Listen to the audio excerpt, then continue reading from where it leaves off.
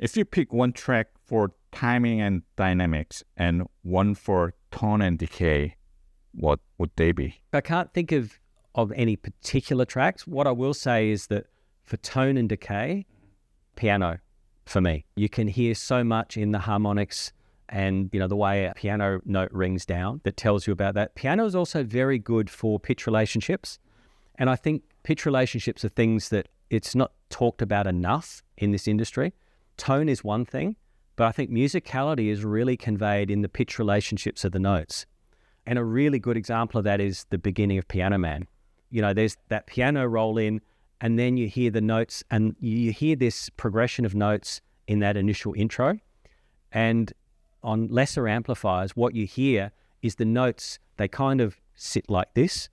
On a very good amplifier that expresses music well, the notes have space between them, and you can clearly follow what's happening in the pitch relationships.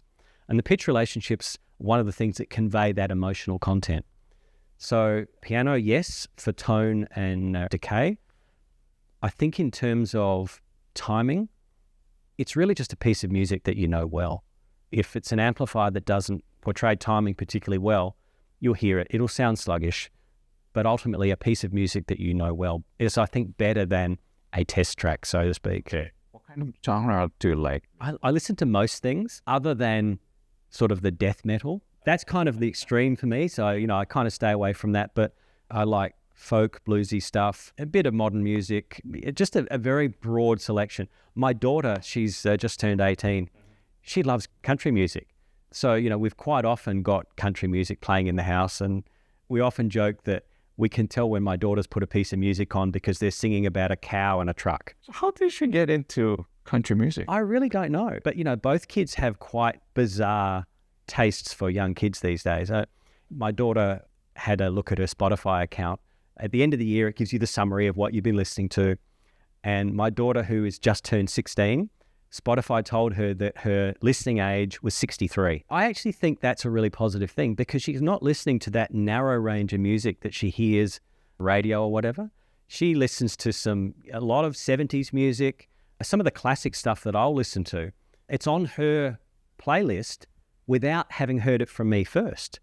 So both kids have this very diverse range of music that they listen to, and I think it's fabulous. Yeah, my daughter is like that as well. Yeah. That's interesting. It is, and it's great because they're experiencing such great richness of music from other generations that perhaps some of the other kids aren't listening to these days. How did you get into music? I grew up in a household where music was playing all the time. No one in my family are musicians. We don't play music, but we listen to a lot of music. My parents ran a business distributing records, vinyl records back in the day.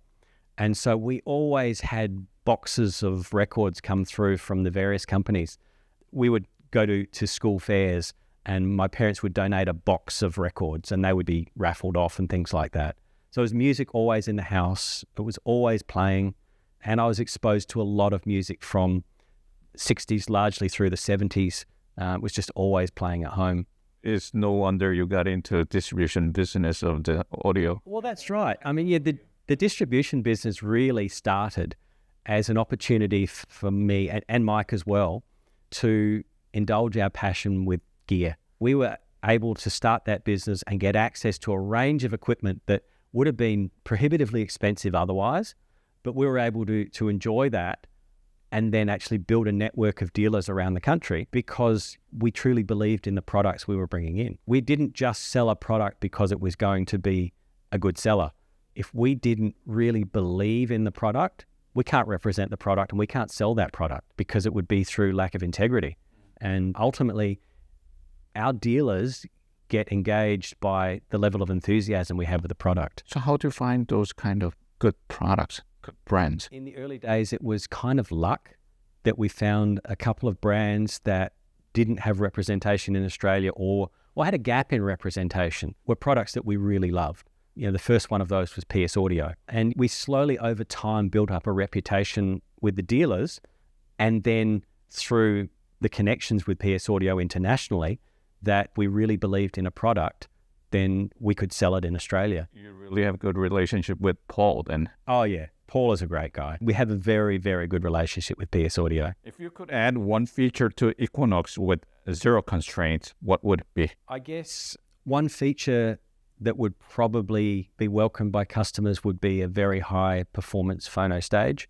But as I said before, we would be compromising the performance that we know we can achieve with a phono stage to put it in that box. When you told the Halcro story today, where do you say the new Halcro really began? New Halcro really began probably when we had gone through enough development that we realized we had a significant improvement on the DM series. We weren't going to come back to market with an inferior product. And when I say inferior, perhaps a more entry-level product. We weren't going to come back to market with sort of a reboxed DM product. We had to make it a significant improvement over the DM in order to come back to market.